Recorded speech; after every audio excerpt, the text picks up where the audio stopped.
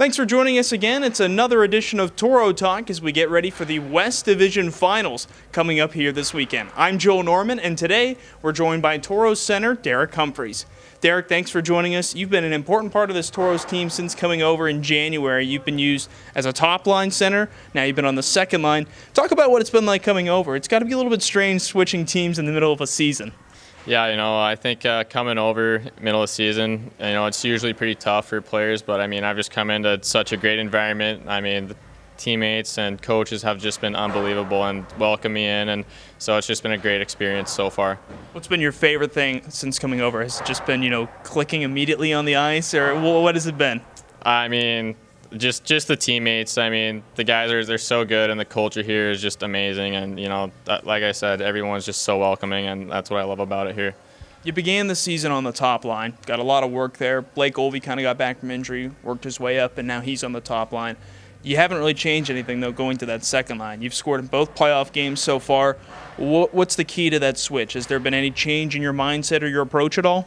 Absolutely not. I'm here to do whatever is needed of me, whether that's, play on the top line with new Power and Issa guy or, play on the second line with Robertson and Peterson. Both lines, they're great guys, and, it doesn't take a lot to really switch or adjust with either of those guys. Tell me and fans a little bit about what some of the specialties of your game are. Obviously, we know you're gifted offensively. It seems like, there's some other things you're trying to work on. What are some of those things that you really highlight about who you are as a player?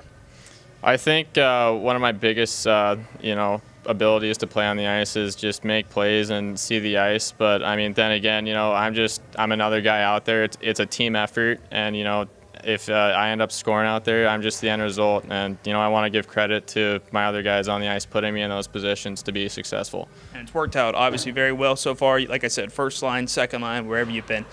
Strength for this postseason so far has been the depth of this team, as the depth scoring you guys have gotten. I imagine that's a big key going forward. You face Granite City. What are some things that coaches have talked to you guys about with preparing for Granite City, someone who you've seen a couple of times already?